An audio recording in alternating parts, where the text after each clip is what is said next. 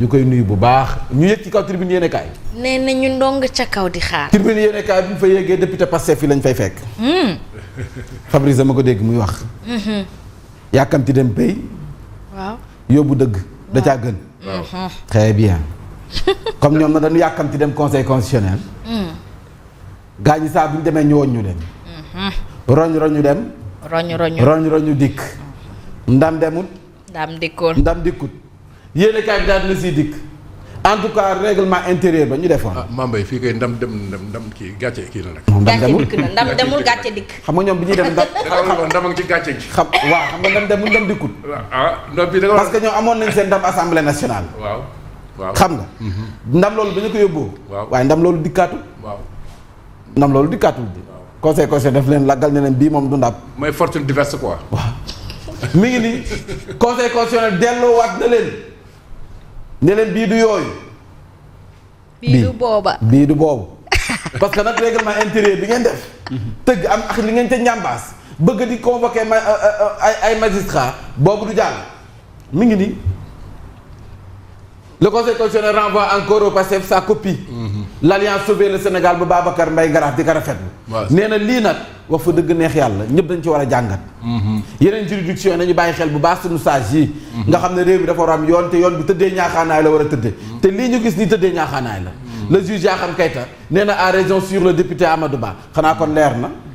waaw mu Amadou Ba moom. encore Amadou Ba donc si défaite. gàcce du leen rey. bu doon may Amadou damay bàyyi nag. dafa am ñoo xam ne gàcce du leen rey. boo xasee ba bàyyi dootoo mën a duggaat de bu fekkee ne bàyyi bi dafa ànd ak condamnation.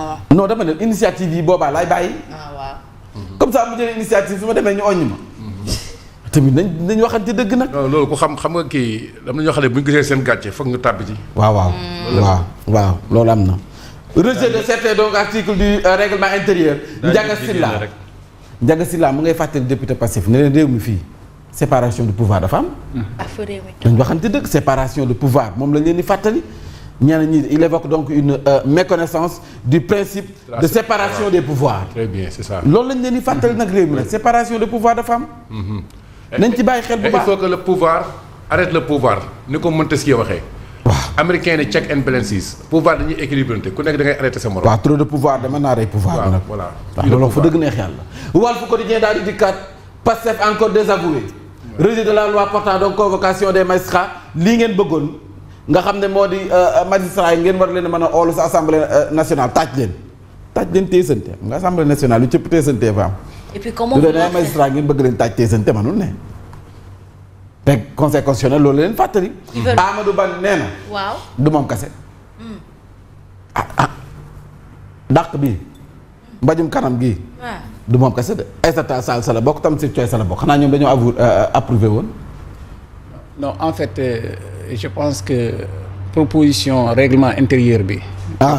proposition pour le changement règlement intérieur assemblée nationale. waaw comme moom côté boobu lay waxee je pense que si je ne me trompe pas Tafsir Thioye. règlement intérieur bi yëpp. waaw Tafsir Thioye. maître Aïssata Sall ak si je ne m'abuse l'autre là le président du groupe parlementaire des patriotes. comment il s'appelle Ayib. ñoom ñoo proposé c'est eux qui sont les initiateurs de ces changements au niveau. voilà mais ils n'ont pas demandé les cabaxal yi ci voilà loolu la ñu waxtaan léegi nag certains alinéas ak certaines dispositions ci biir. loolu est-ce que loolu mooy indi problème bi mais je pense que ce sont ces trois là. ñoom ñoo ko demandé woon ñoo ko càmbaroon mi ngi moo tax boole na leen sax moom Amadou Ba bu Pastef nee na bu ñu ko wax moom kese Tafsir Thioye Ahmed Aïssata Tall Sall bokk. déedéet ne ko gàcce bi guddul ba foofu. lawal na ko ba ci ñoom nag. mais attends il faut voir si l'APR. nee na ko si nekk na si jot wàll contre kii magistrat yi. ndax def ci contre. il faut ñu vérifier. APR je ne crois pas. oui les attaques contre les magistrats. bi ñuy bëggee dugal affaire bi nii ci kii magistrat yi. convocation ñu xool dañoo contre wala de. waaw damay xool mais je. vérifier loolu bon j'ai vérifié. Thierno nag temps yi dafa xool waa APR de. mais yow gars yi dañoo réeroo seen bi loo yaakaar. Mbadou. mais ñun parce que mu ñuy jéem a jàppale dañoo ànd ak APR.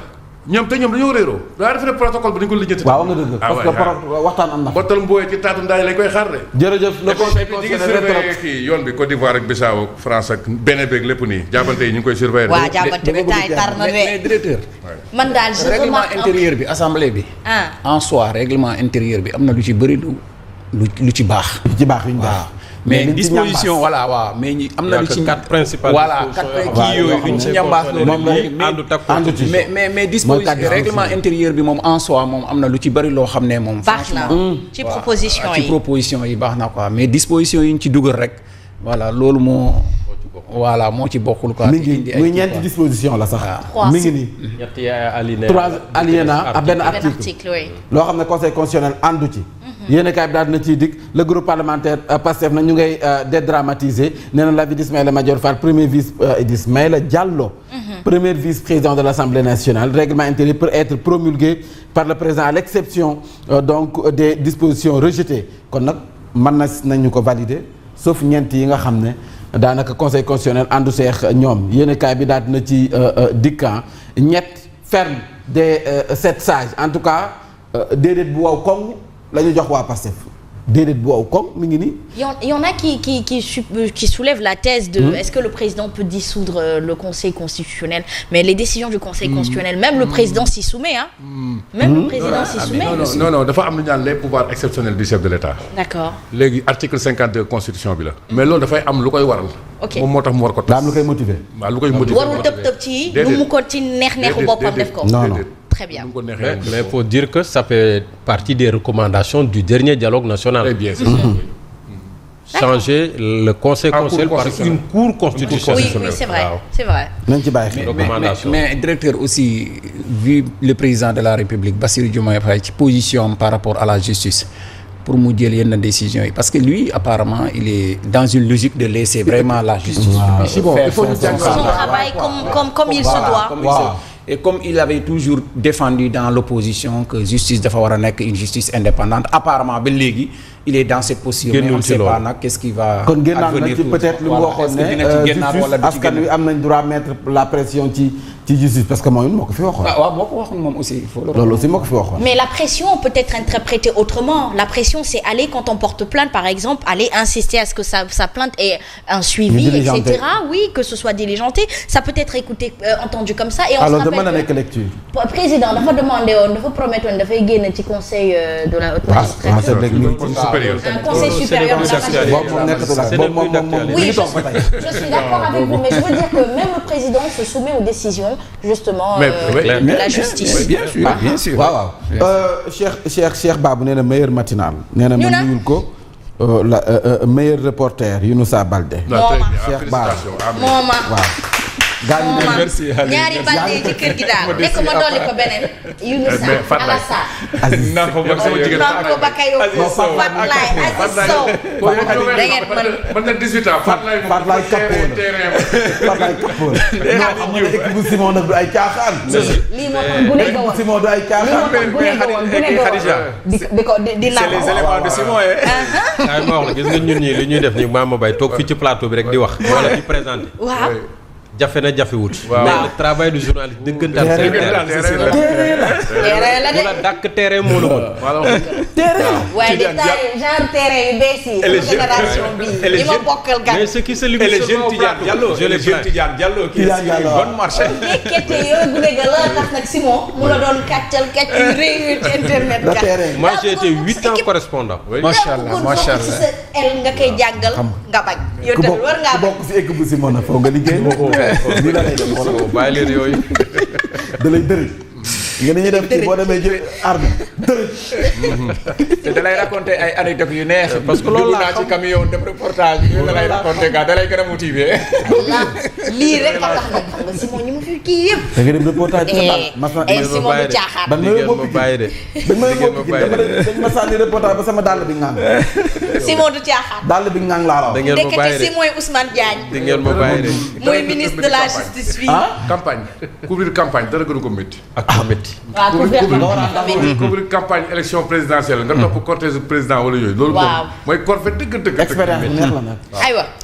convocation des magistrats ñu jox leen kon déedéet bu waw koŋ ñoom député yi Pastef yi ñu fa jaar moom mooy sunu 5 sages pour l'indépendance de la justice principe fondamental de droit posé par l'article 88 de la Constitution et le corollaire donc de la séparation des pouvoirs yéene kaay bi doon ko ci faram-fàcce mi ngi les échos nee na la majorité parlementaire encore humiliée daanaka nag ciseau bi ñu yoroon sa assemblée nationale da ñaw a ñaw ba mu neex leen ci règlement intérieur bi 7 sages yi bu ñu àndee dañu teppiwaat lépp yor seen ciseau ñoom it teppiwaat lépp di leen xamal ne bii bokkul li si des moom mën ngeen dem mi ngi yéenekaay bi daal dina ciy dikk di leen xamal ne kon di réew mi dafa am yoon li firndeel ne dafa am yoon soo ko weddee laaj ko Ibrahima Gueye mii nay leer Ibrahima Gueye mooy ka defoon vidéo am téye directeur des programmes bu TFM amul lu mu ko waxul saaga yéex menace yéex lu nekk mu wax ko laaj ma fu mu mujj jéggalu baal ma national fu mu nekk baal ma national gi ci réew mi. je pense que am na beneen fii tamit. Feuz. waaw moom tam jéggalu nee na bi muy wax dafa meroon quoi. mi ngi nii Feuz ñaa donc ils n'apprennent pas à gérer leurs émotions il faut que les gens subissent leurs émotions. wax la lu la neex bu ñu xamee ne yoon justice bi fi nekk nii du justice bu ñuy pang-pangee di ko bangi-bangee nga taxaw di jéggalu mi ngi kaso ba dafa tàng de. bañ a saaga sax moo gën. mi ngi nii waaye jéggalu na ne Bouba Ndour jéggal na ko waaye terewul de. jàpp nañ ko l'action publique continue. arrêté malgré. oui l'action publique. Feuz nag maa ngi dégg xaw ma audio bi moom la xaw ma du moom si le procureur s'autosaisit.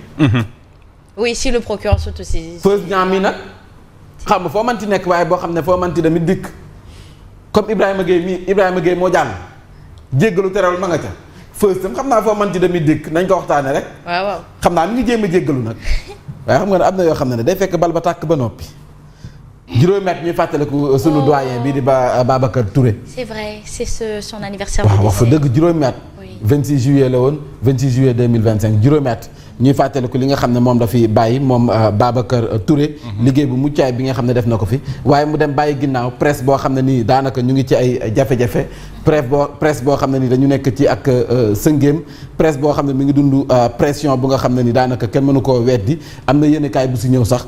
di xam ne kon presse bi lu ñuy dund fu mu nekk ni mi ngi nii source a fruit de la galère de la presse boo ko bëggee xam demal sa Abidjan tey la ñuy door afro basket bu jigéen ñi kan bu maanaam compétition ci wàllu basket si jigéen ñi nee nañ daaw bi mujjee am sa Rwanda 40 journalistes ñoo dem di ay sénégalais dem mais ren ji 11 kese ñoo dem bëgg nañu dañoo amul lu leen yóbbu te mënuñoo dem très difficile le contexte est difficile 40 ba 11 journalistes kese ñoo dem mi ngi ni 11 journalistes seulement 6 organes de presse ñoo yóbbu te RTS sa la bokk bëgg nañu liggéey mais dañ leen bàyyiwul ñu liggéey. ndax situation bi nga xam ne moom la ñuy dund jamono ji yéenekaay bi daal dina ciy dikk def na ci ak taxaw seetlu bu baax Direct News ñëw entre les FMI et le Sénégal dafa mel ni kon déggoo mu ngay waaj a am mais lii tam très bien président Bassirou Diomaye daal mi ngi liggéey boolewul dara coow. déedéet da ngay naan président Bassirou mi ngi dem Abidjan di décanté waaw loolu mi ngi dem France it FMI ngi décanté xaw ma nag lu du keroog man ngay jël exemple man Simon laay jël exemple non réew mi xam nga liggéey ànd laa wax ju bari Abidjan ñu ne déedéet amul liggéey ànd laa xatraay dëgg la liggéey ànd laa tuuti wax jëf lu bari wax dëgg gis yàlla nga kilifa bu ñu miinee sa kàddu yëpp la président Diomaye ku miin kàddoom fii amul kenn day wax l'essentiel def l'essentiel fay biram penda waagaan dugg waagaan waagaan moom mën nañ ko wel fañ fañ du séeréer waaw Fatick la loolu wala boobu dafa am borom loolu Buur Sine la woon. mais mun nañ ko may waaye séeréer bi la rek fañ ca waa caaca bokkul Fatick la Buur Sine. ko ñoom seen bos ban la mën du fen fii Famak. Simon Simon. genre dicton le proverbe. maanaam loo bañ nit ki bañ ko mënoo tere yàlla mu taw ci toolam. loolu dal Bassirou Diomaye Diakhar mën a nekk nag mais Buur Sine nga daan marqué. wolof ne. loo bañ lëg nangul ko ne gudd na nopp mën na daw. c'est dans le même sens. ko koy fay biram yàlla na yàgg ak ab sa mën naa daw ci asma. mën naa daw doo ko boole aaw man damaa ñaan yaay le quotidien yéen a la reprise de la coopération avec le Sénégal kon nag diggante bi wax fa dëgg léegi mu nekk mburoxum soow de delluwaat ci mburoxum soow lu mu ci manti doon en tout cas le fonds accueille donc favorablement le rapport favori de Mazars nga xam ne une mission ñu ngi koy xaar fii ci diwaanu Dakar fin août da ci kanam nag rawuli gët ñu ngi xool nu muy mujjee ba tey yéenekaay bi ñëw na ci sages yi Le Soleil yéenekaay mi ngaan di Elimane Diori Ousmane Sonko le premier ministre procédé donc hier à la remise d'attestation à la première promotion des volontaires agricoles au lancement du programme agricole 2025 Mabouba xanaa ma nga fa woon comme te lancement agricole lañu wax Mabouba ma nga fa woon wala nekk fa woon yàlla baax na li ci kanam raw li gët l'info yéenekaay dafa ñëw andi ci ciseau bi nga xam ne suñu 7 sages yi moom lañu yor daanaka kuppati nañu lépp lu nga xam ne bokk ci woon ci liy jëmoon ci assemblée nationale ñu jëm ci le point ak Pape Malick Ndour bi nga xam ne le point info dikk na ci nee na choix stratégique la du président Macky Sall moom Pape Malick la jël dénk ko coordination bu cadre yu APR nee na Pape Malick neexul ba neex lépp mën nañ ko bàkkee expertise am loolu nangul nañ ko loyauté am sans faille nangul nañ ko lii dafay firndee ne kon buñ ko tànnee tekk fi teg nañ ko ci place am te parti APR dafa mel ni dafa taxaw ngir nag ñu mën a joyantiku jàkkaarloo ak nguur gi fi nekk di ay ndaw jamono joojee en relief daal di ñëw ci Bougane Gueye Dany nee na ko Bougane Gueye Dany la voix d'une génération ndax nee nañ ko fi ñu toll nii nag ñëpp nangul nañ la bu dee opposition yaa ca mën bu dee engagement ci wetu askan wi yaa ca mën bu dee séddoo coono gi ci askan wi yaa ca mën borom programme séddoo coono yi ndax nag moom miin na Sénégal dem na fu nekk ci carburant am ci dooleem ci saxaaru poosam daanaka àbbul kenn kon nag bu dee opposition moo ca man yéenekaay bi di en relief nekk nag génération bi dañu am yaakaar ci yow boo génnee war ngaa génn boo génnul war ngaa génn boo waxee war ngaa wax boo waxul war ngaa wax Gueye Dany Mame Goor boo waxee dangaa war a wax boo waxul dangaa war a wax kon waxal mi ngi waajaa ngi waaj yi nga xam ne ñëpp fu mu nekk daf leen yéem l'observateur daal di ñëw cybersécurité ak nag kocc moo tax gaañ xale jigéen naan non man moom sama projet mooy góor gu am ay face mi ngi ni sunu genre gi am ay face mi du projet mi ngi ni en tout cas moom nag fu mu nekk comme téye nañ ko ñu ngi wër ñi nga xam ne mooy ay complice am na ci koo xam ne nag daanaka aéroport bii lañ ko jàppe mu génn mu du bëggoon jël vol dem Milan teg nañ ko loxo Elage ñu jël lépp sant ba yéenekaay bi nee na déglu nañ ko daal démb cuisé nañ ko ci cybersécurité xool bu baax mais en tout cas am na ay liens yu étroits yow dindi sama kanam gi ndax sama face yi nga bëgg a wane ndax Kocc am na face rek man am naa face. mais il faut revoir la psychose de Kocc Barma. Il faut que ñu xoolaat ko bu baax psychosociologue yi nañ génn wax. genre individu yi nii ci biir société lan moo koy créer. ah doy na waar. Il faut en parler. Et Kocc n'existerait pas sans la méchanceté du citoyen. ñi koy jaay vidéo yi ñan lañu. il faut ñu xam ñan lañu ba lan lañ ci jublu ay sëy tas nañ ci ñoo ngi naan Kocc kese mais il n'est pas le seul coupable. moom ñi ko doon ravitaay ci ay vidéo. Il est coupable par excellence mais les autres le sont aussi. Contre les pirates informatiques donc en tout genre je suis protégé wu leen de portable yeex machine yeex lu mu ci manti doon protégé wu leen. ba ñu bëggee am seen intimité kenn dañ leen cee rax. am na façon doomu aadama yoo xam ne il faut ñu vérifier ndax du conteneur bu ñu wàccee port. bu ñu wàccee port. parce que góob ni vrai sénégalais lañ quoi. ndax du import export bu ñu waxante dëgg waaw ndax du dañu leen importé ci réew mi jaar leen ci conteneur ñu dugg fi. en tout cas ñun Sénégal xamuñu yooyu nag yàq yenn xeetu. boo gisee yàq société bi changé xaw ma mais man société bi nag dafa changé xar kanam parce que da lay wóor ne am na ñoo xam ne tey jii bu ñu yoroon vidéo Thierno du ko def. bu ñu yoroon duñu hésité. parce que dañ naan. moo tax ma ne du ko def am na ñoo xam ne tey jii bu ñu yoroon sama vidéo du ñu hésité. te pourtant defoo leen dara séqoo ñoom dara peut-être bokkoo ñoom gisin. bokkoo ñoom peut-être li ñu bëgg nga wax ko waxoo ko. xam nga kooku xamoo leen. mais ñoom tey jii dañuy wër lu ñu mën a am ci diw. pour mën ko yàq.